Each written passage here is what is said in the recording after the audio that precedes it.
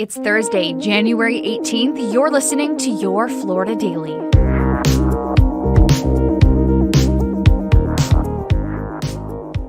I'm Katrina Scales.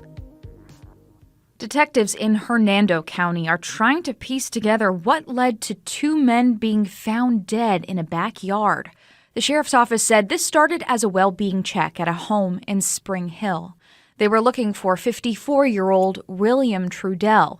His family told 911 they believed Trudell had been killed by a 24-year-old man named Dakota Croft.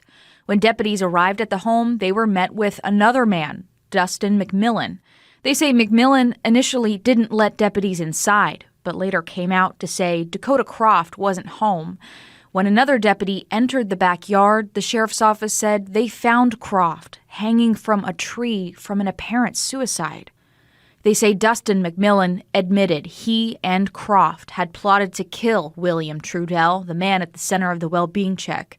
McMillan claimed they got drunk earlier in the day and killed Trudell for being a, quote, cop killer who disrespected women in the home. According to the sheriff's office, shortly after the murder, both McMillan and Croft tried cleaning up the scene, and Croft then hanged himself. They say Croft had been currently under the supervision of the Department of Corrections and had been wearing an ankle monitor before taking his own life. McMillan has been charged with first-degree murder and tampering with evidence. A bill to restrict what types of flags can be flown at schools and government buildings is moving ahead in the Florida legislature despite some strong backlash. The measure would ban any flags that represent a stance on things like sexual orientation, gender, or political ideology. That would include pride flags, something critics say is just another attack on the state's LGBTQ community. Instead of fostering tolerance, we focus on intolerance for culture wars. Flying a pride flag from a school is saying that, we believe in this indoctrination. We believe that we should be pushing a certain agenda. The bill is just one committee vote away from moving to the full House. So far, the Senate has not taken up its version. And SpaceX is set to try again today to get the latest all-private astronaut mission off the ground from the Cape. The liftoff of Axiom 3 was originally set for Wednesday, but the company said it needed more time to do checks.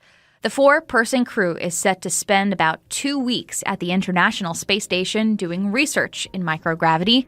The weather is looking good for another attempt this afternoon. That's set for 4:49 p.m.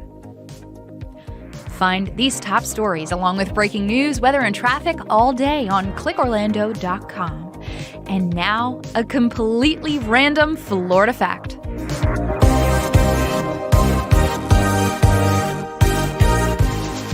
Big Bend Travel Plaza is one of the first independent truck stops along I-10 in North Florida. It's also the oldest one still in operation. It's also the home of a curious roadside figure known locally as Johnny Donut Seed.